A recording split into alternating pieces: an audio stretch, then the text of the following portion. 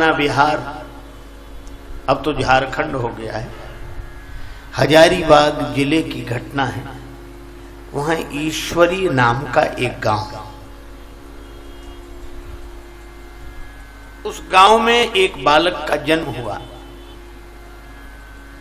परिवार वाले श्रद्धालु भक्त, परिवार वालों ने बालक का नाम रखा राम टहल पांडे, श्री राम टहल पांडे। जन्मोत्सव मनाया गया, लेकिन काल की गति समझ में नहीं आती। पल से पल में क्या हो जाए पता नहीं तकदीर का, गति ब्रह्मा की टरे न टारे अजब खेल रघुवीर का। गति ब्रह्मा की टरे न टारे अजब खेल रघुवीर का।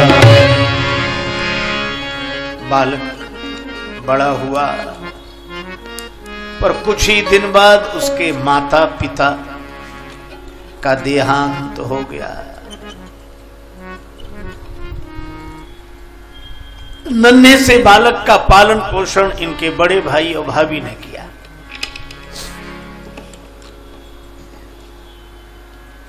कुछ दिन बाद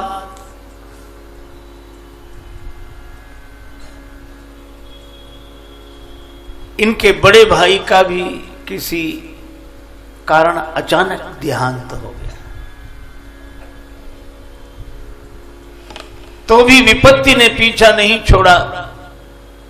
कुछ दिन बाद चेचक की बीमारी, उस बीमारी में इनके दोनों नेत्र चले गए, अंधे हो गए। परिवार में गरीबी आ गई। एक विधवा भाभी और अंधे राम टहल पांडे।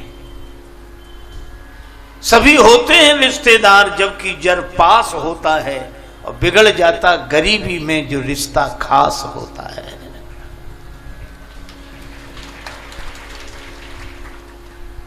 कोई नहीं, लेकिन कोई बात नहीं। मेरी बिटेर सुन लो धनवान के धरैया, मेरी बिटेर सुन लो धनवान के धरैया। सिर भार मेरा हर लो भूभार के हरैया, सिर भार मेरा हर लो भूभार के हरैया। तूफान उठ रहे प्रतिकूलता के काफी, तूफान उठ रहे हैं प्रतिकूलता के काफी। आगे समान राघव मझधार में नैया, आके संभालो राघव मझधार में नैया। इसका नहीं है कोई जो पड़ गया अकेला, जिसका नहीं है कोई जो पड़ गया अकेला। उस दीन के सहारे तुम हो भरत के भैया, उस दीन के सहारे तुम हो भरत के भैया। उस दीन के सहारे तुम हो भरत के भैया। उस दीन के सहारे तुम हो भरत के भैया। राजेश का तो संबल श्री राम बस यही है, राजेश का तो संबल श्री राम बस यही है। रघुवर पिता है मेरे श्री जानकी की मैया, रघुवीर पिता है मेरे श्री जानकी की मैया। राम टहल पांडे भगवान के भरोसे आनंद में रहते थे।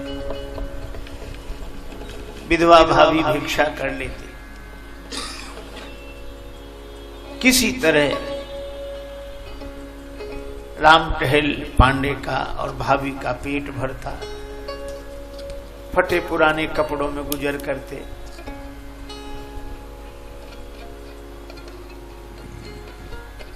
नाम बदल गया, अब कोई राम टहल पांडे नहीं कहता, पांडे नाम हट गया, राम नाम भी हट गया, टहलुआ टहलुआ कहने लगे। गरीबी के नाम अलग होते हैं, अमीरी के नाम अलग होते हैं।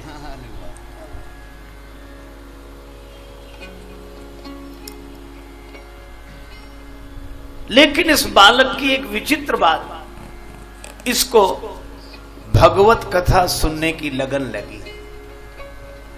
दिखाई तो नहीं देता था, लेकिन एक ही व्यसन, राम जी की कथा जहां होती जरूर जाते सुनने, श्रीमद् भागवत की कथा होती सुनने जाते। एक बार इनके गांव में ही भागवत कथा हुई, पुलकित होते रहते, रोमांचित होते, अश्रु आते, हृदय भाव से भर जाता। 7वें दिन भागवत कथा कहकर व्यास जी विदा होने लगे।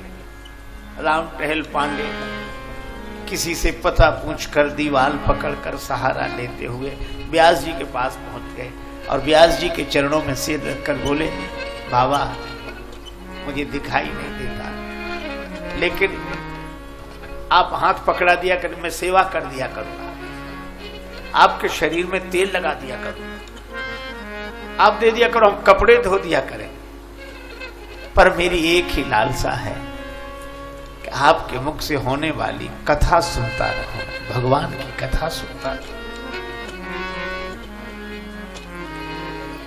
व्यास जी भी भाव से भर गए, आंसू भर आए। उन्होंने कहा कि नहीं नहीं राम टहल जी, आपको सेवा करने की आवश्यकता नहीं है, सेवा करने वाले और लोग हैं, आप तो कथा सुना करो, प्रसाद पाया करो, हमारे पास ही रहो। बड़े आनंद से कथा सुनी। व्यास जी दूसरे गांव में जाने लगे। 2 मील दूर गांव था। राम टहल पांडे बोले, मैं वहां भी, हाँ जाते, कथा सुनकर लौटे, बड़े आनंद से भरे, भगवान के भाव से भरे। और मैं आपको एक बात बता दूं, जो भाव से भरा होता है उसके जीवन में अभाव नहीं होता।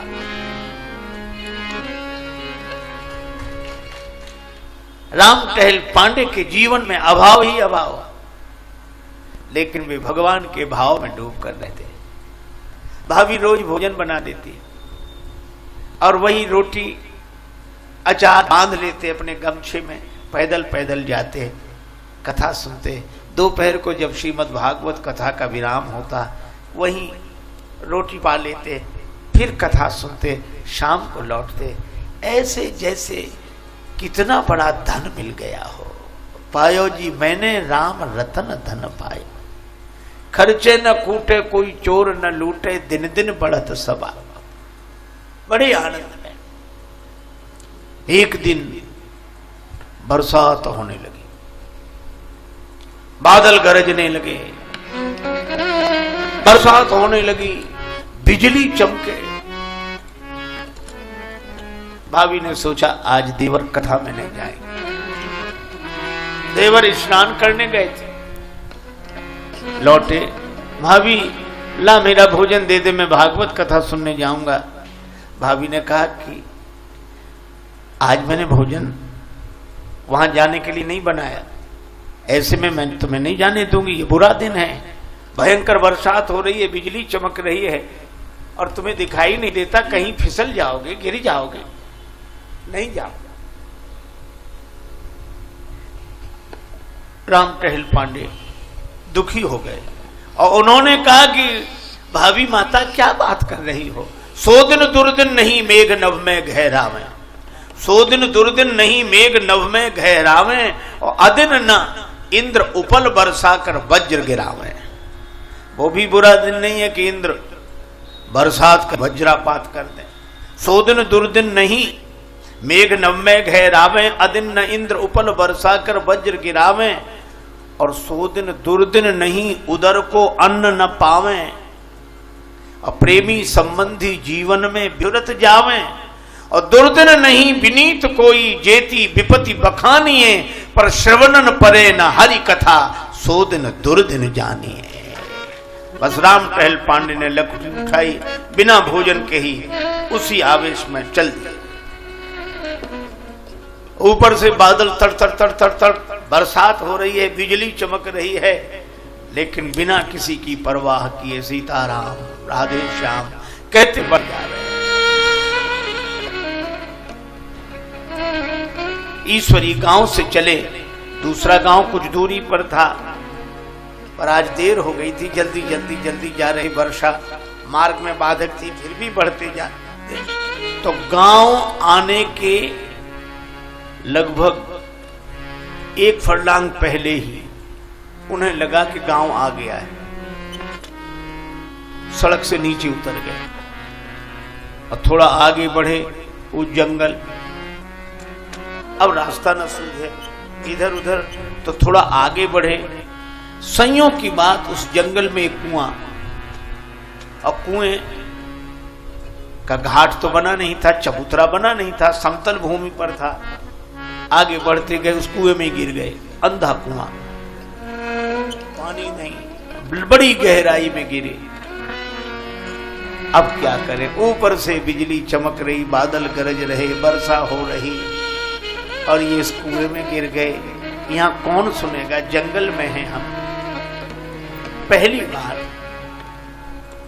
राम टहल पांडे ने भगवान से प्रार्थना की कि प्रभु, मैंने आज तक आपसे कोई शिकायत नहीं की।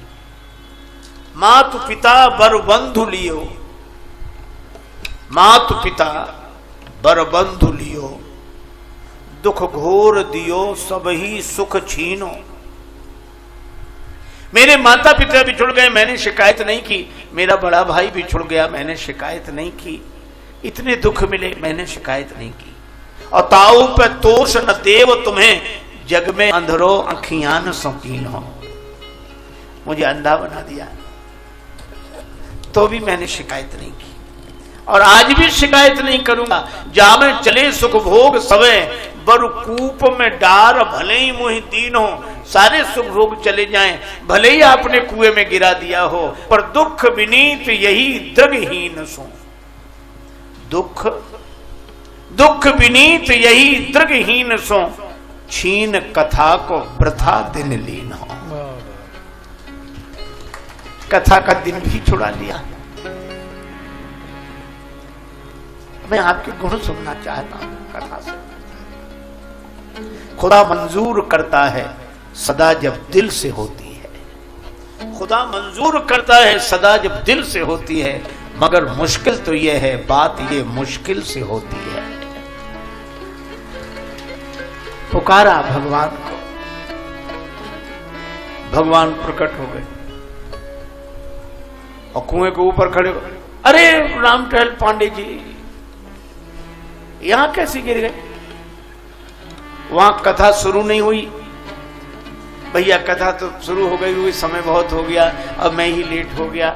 नहीं नहीं नहीं, अभी कथा शुरू नहीं हुई। व्यास जी का स्वास्थ्य खराब है, थोड़ी देर में ही होगी कथा शुरू।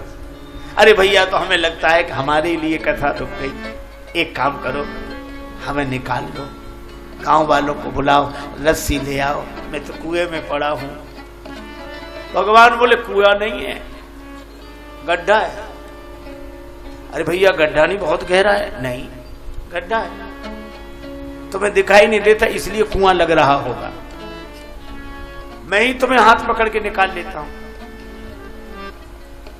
लो पकड़ो मेरा हाथ। भगवान ने हाथ डाला। राम टहल पांडे बोले, प्रभु मैं तो अंधा आदमी हूं, मुझे दिखाई नहीं देता कि आपका हाथ कहां है, लेकिन आपको तो दिखाई देता है कि मेरा हाथ कहां है, इसलिए आप ही मेरा हाथ पकड़ लो। भगवान ने राम टहल पांडे का हाथ पकड़ा, बाहर निकाल दिया। अरे भक्त या कूपित निवल न मोह विचार, केते जन्म भवकूप से मैंने लिए उबार। भवकूप से पार करने वाला जब उबारे तो कुआ क्या है। भगवान हाथ पकड़े थे, बाहर निकले, हाथ छुड़ाने से राम टहल पांडे दूसरा हाथ भी पकड़ लिया। अब तो मुझे लगता है कि आप भगवान हो, भगवान हो। नहीं नहीं नहीं, भगवान नहीं, मैं तो श्रोताओं को बुलाने जा रहा हूं। राम टहल पांडे भी संत सूरदास जी की तरह कहते हैं, बाह छुड़ाए जात हो निवल जान के मोह, और हृदय से जब जाओगे मर्द बदूंगो तो है। भगवान ने जाते जाते कहा, ये पुष्प ले चढ़ा देना कथा में। राम टहल पांडे बोले, फिर तो व्यास जी मुझसे रोज फूल मांगेंगे, मैं कहां से लाऊंगा अंधा आदमी। तुम चिंता मत करो, जब तुम कथा में पहुंचोगे तुम्हारे हाथ में फूल अपने आप आ जाया करेंगे।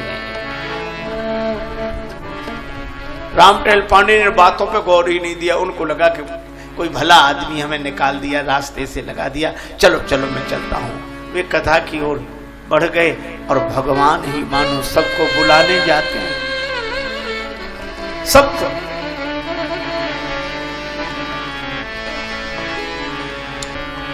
भगवान सबको बुलाने चले गए, श्रोता आने लगे।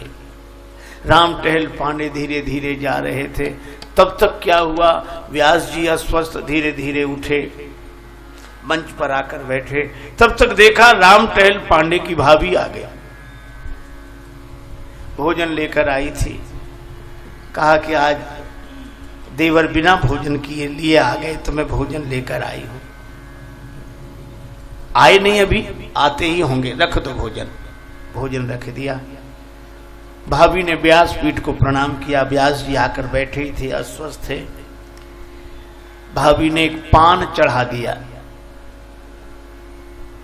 प्रणाम कर लिया, चली गई। इतनी देर में राम टहल पांडे आए। लोगों ने कहा कि तुम्हारी भाभी आई थी और ये देखो तुम्हें चोट लग गई है, ये रक्त बह रहा है, ये कहां था? भैया एक गड्ढे में गिर गया था। गड्ढा?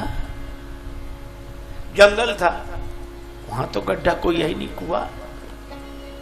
कोई आया था, उसने कहा कि हम हाथ पकड़ के निकाल लेंगे, हाथ पकड़ के ही निकाल लिया उसे। अच्छा चलो भोजन करो। भोजन किया, ऐसा स्वाद, घाव ठीक होने लगे। और वो पान व्यास जी ने पाया तो इतनी सुंदर कथा हुई, सभी लोग आनंदित। ऐसे ऐसे प्रसंग व्यास जी ने सुनाए। राम टहल पांडे शाम को थाली लोटा लेकर आए।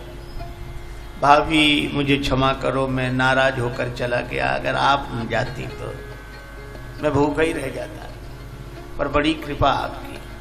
भाभी बोली, मैं कहीं नहीं गई, मैं तो घर में ही हूं, गई ही नहीं। अब राम टहल पांडे को आश्चर्य हुआ, ये थाली लोटा मैं नहीं जानती, कौन ले गया? दूसरे दिन राम टहल पांडे गए, व्यास जी बैठे थे।